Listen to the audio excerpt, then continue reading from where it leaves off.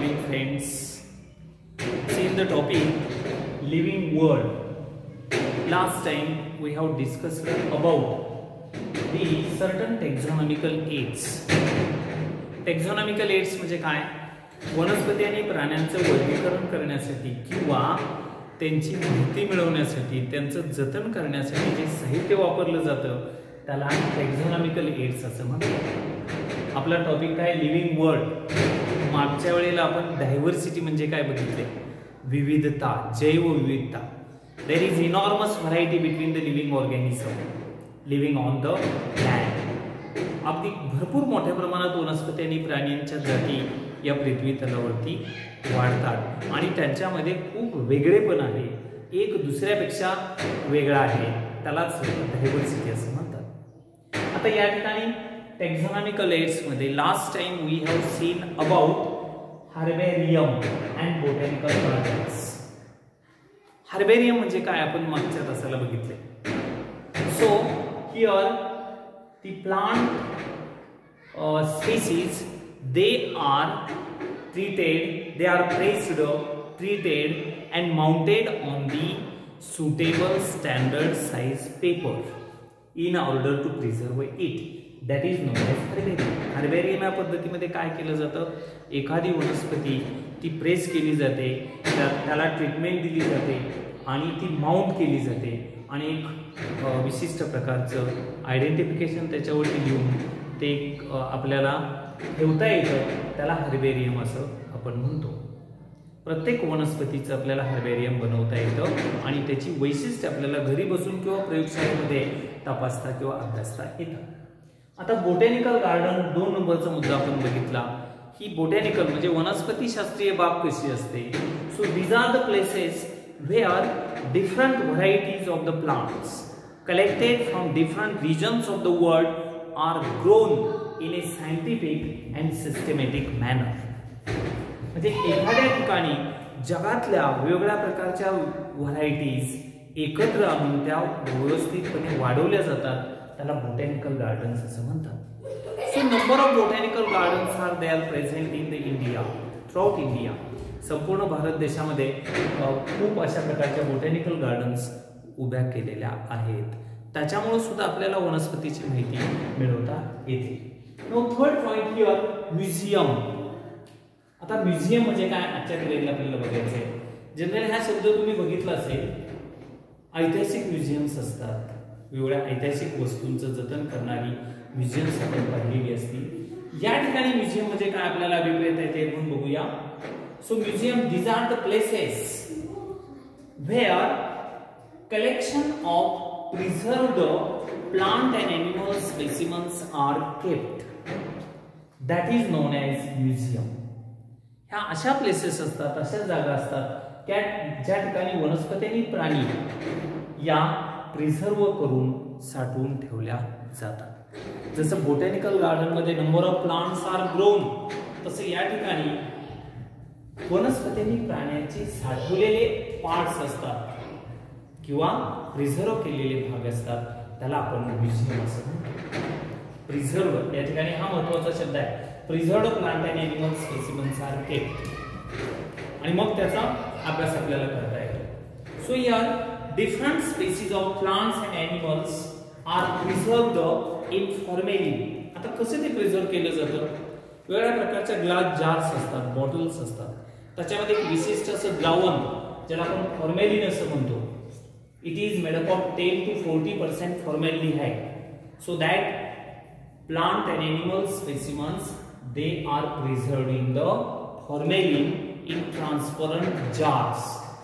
एक पारदर्शक अशा प्रकारच्या भरण्या असतात किंवा बॉटल्स असतात, त्याच्यामध्ये फॉर्मेलिन घालून त्याच्यामध्ये एनिमल किंवा प्लांट स्पेसिमन्स हे ठेवले जातात अँड दे आर लेबल्ड. त्याच्यावरती त्यांची संपूर्ण माहिती लिहिली जाते. अशा प्रकारे त्याचं जतन केलं जातं.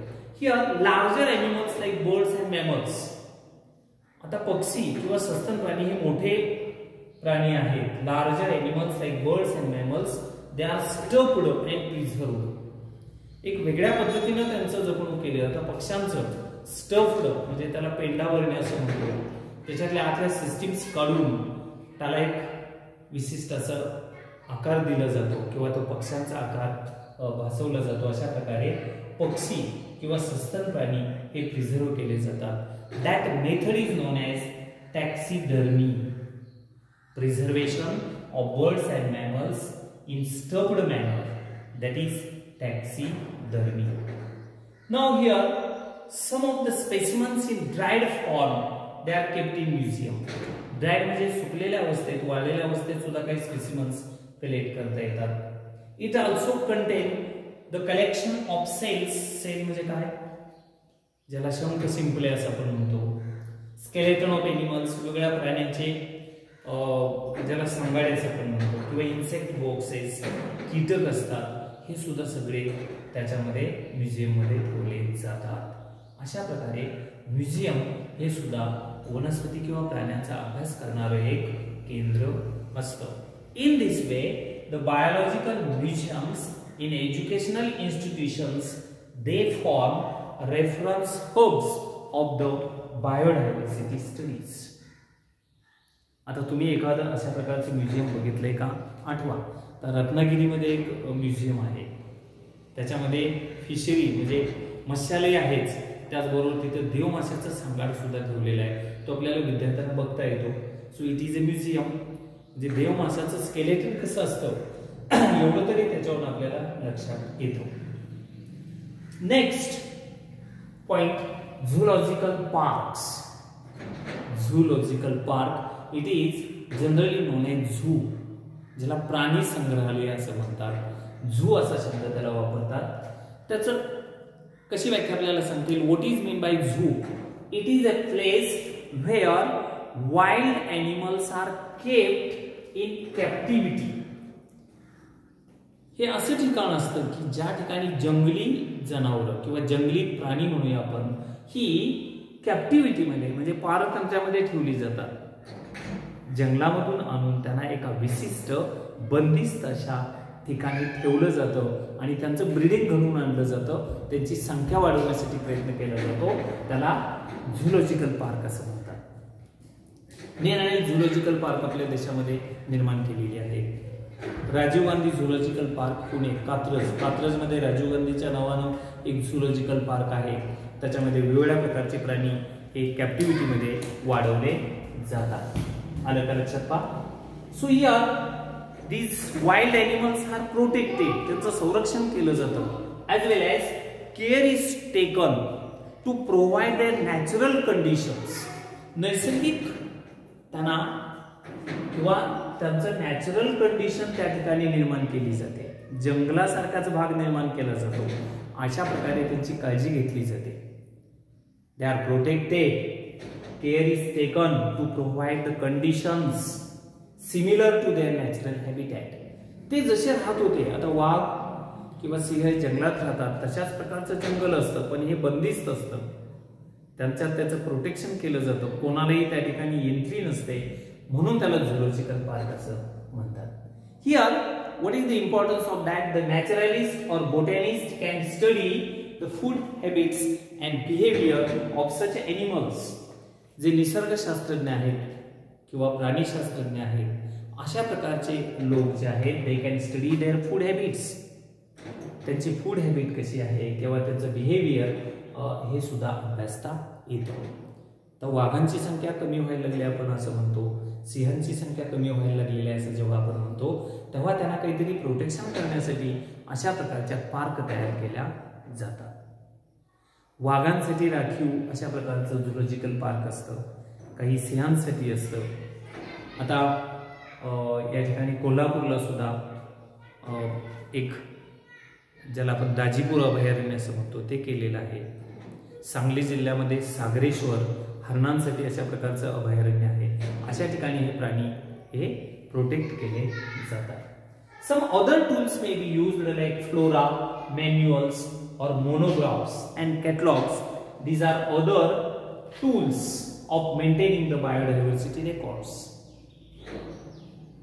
ठीक आहे. Then fifth, biodiversity park. अजून एक या ठिकाणी टेक्झॉनॉमिकल एरिया आहे. बायोडायव्हर्सिटी पार्क हे विशिष्ट प्रकारचे पार्क निर्माण केले जातात. It is the ecological assemblage of species. Assemblage म्हणजे एकत्रीकरण करणे. It is the ecological assemblage of species that form self sustaining communities on degraded और बॅरेन लँडस्केप.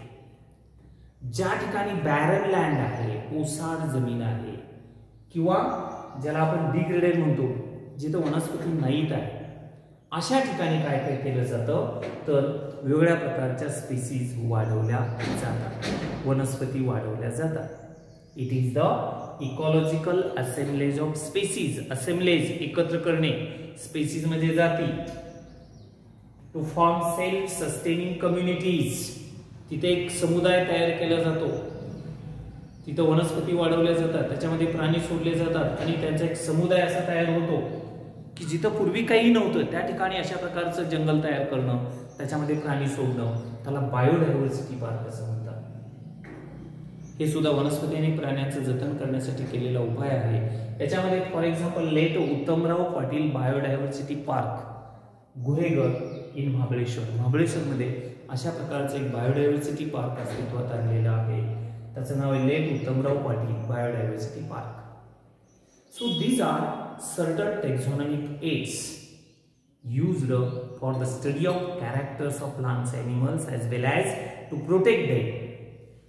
कळतंय? आणि अजून एक मुद्दा या प्रकरणामध्ये की हा एक शब्द वापरला जातो. It is one term used in classification. It is a taxonomical aid used for classification of plants and animals. वनस्पती आणि प्राण्यांचं वर्गीकरण करण्यासाठी एक टेक्झॉनॉमिकल एड वापरलं जातं, त्याला की असं म्हणतात. Keys are based on contrasting characters. Keys मध्ये कॉन्ट्रास्टिंग म्हणजे अपोजिट कॅरेक्टर्स असतात. One of the contrasting character is accepted and other is rejected. उदाहरणार्थ वनस्पतींचं वर्गीकरण आपल्याला करायचंय. की कुठली आहे? फ्लावर, फुलं असणे, फुलं नसणे. फुलं असणे म्हणजे फ्लॉवरिंग प्लांट्स, फुलं नसणे नॉन फ्लॉवरिंग प्लांट्स. आता फ्लॉवरिंग प्लांट जे आहेत सपुष्प वनस्पती त्याला आपण फॅन्ड्रोगॅम्स असं म्हणतो, आणि फुलं नसणाऱ्या वनस्पतींना आपण क्रिप्टोगेमी असं म्हणतो. म्हणजे फ्लावर इज द की. येते का लक्षात? किंवा आता बघा फॅन्ड्रोगॅमी, फॅन्ड्रोगॅमी म्हणजे सपुष्प वनस्पती. It is divided into two divisions, that is division angiospermae and division gymnospermae. कशावरनं केलंय? एंजिओस्पर्मी आवृत्तबीजी आणि जिम्नोस्पर्मी अनावृत्तबीजी. म्हणजे एंजिओस्पर्मीमध्ये बिया झाकलेल्या असतात आणि इकडे जिम्नोस्पर्मीमध्ये बिया उघड्या असतात. इथे की म्हणजे सीड ही की आहे, बी झाकलेली उघडी. अशा प्रकारे key is the taxonomical aid used for classification. आलं लक्षात? So this is the topic living world. एक छोटंसं युनिट आहे पहिलं, लिव्हिंग वर्ल्ड. याच्यामध्ये आपल्याला जीवशास्त्र म्हणजे काय, बेसिक फीचर्स ऑफ लाईफ किंवा बेसिक प्रिन्सिपल्स ऑफ लाईफ, जगणं म्हणजे काय, जीवन म्हणजे काय, मग जे वनस्पती किंवा प्राणी किंवा सजीव असतात त्यांची वैशिष्ट्य कोणती, त्यांच्यामध्ये कोणकोणत्या मूलभूत क्रिया घडून येतात, आणि सजीवांचं संवर्धन करण्यासाठी कोणती साधनं किंवा साहित्य वापरली जातात. आता ह्या पहिल्या प्रकरणामध्ये आता कोरोनाचा काळ असल्यामुळं काही पोर्शन म्हणजे 30% पोर्शन जवळपास कमी केलेला आहे. तुम्ही जर बघितलं तर ह्या पहिल्या टॉपिकमध्ये एकच पॉइंट ठेवलेला आहे, पहिला बेसिक प्रिन्सिपल्स ऑफ लाईफ. ते जे आपण 5-6 बेसिक प्रिन्सिपल्स बघितले तेवढाच मुद्दा परीक्षेत होत आहे. बाकीचे हे जे पॉइंट्स आहेत, herbarium, botanical garden, museum, zoological park, biodiversity park आणि की, हा पोर्शन वगळलेला आहे. तुम्ही म्हणाल हे का शिकवलं म्हणून? कारण आपल्याला नॉलेज यायला पाहिजे. जरी परीक्षेला हा भाग नसला तरी आपल्याला हर्बेरियम म्हणजे काय माहिती पाहिजे ना. जीवशास्त्राचे विद्यार्थी म्हणून तुम्ही जर बाहेर जात असाल, एखाद्या मोठ्या नॅशनल पार्कमध्ये गेला, बोटॅनिकल गार्डनमध्ये गेला, एखाद्या इन्स्टिट्यूशनमध्ये गेला, व्हॉट इज हर्बेरियम आपल्याला माहिती नसतं. बोटॅनिकल गार्डनची कन्सेप्ट आपल्याला माहिती व्हावी. म्युझियम, बायोलॉजिकल म्युझियम मध्ये काय असतं म्हणजे काय असतं, झुलॉजिकल पार्क्स म्हणजे काय असतं, हे आपल्याला कळावं म्हणून हा भाग घेतलेला आहे. जेव्हा कॉलेज सुरू होईल तेव्हा आम्ही तुम्हाला हे सांगणारच आहे. तूर्त आपण दररोज थोडा थोडा का होईना वाचत राहायचं आहे. हे तयार केलेले व्हिडिओज बघायचे आणि मी दिलेल्या नोट्स आहेत त्या एका स्वतंत्र वहीमध्ये लिहून घ्यायच्या आहेत. आपले विषय 6 विषय आहेत. बायोलॉजीमध्ये जीवशास्त्रासाठी एक वही तयार करा आणि त्याच्यामध्ये नंबर 1 टॉपिक लिव्हिंग वर्ल्ड ते लिहून काढा आहे असं. नंतर जेव्हा कॉलेजला तुम्ही येता तेव्हा आपल्याला तो वेळ वाचेल आणि आपल्याला जगदीशी पुढे जाता येईल. अशा प्रकारे तुम्ही आतापासून थोडं थोडं जर काम करत राहिला तर आपल्याला पुढे वेळेचा सदुपयोग करता येईल आणि तुमच्यावर विनाकारण प्रेशर येणार नाही. Okay, thank you.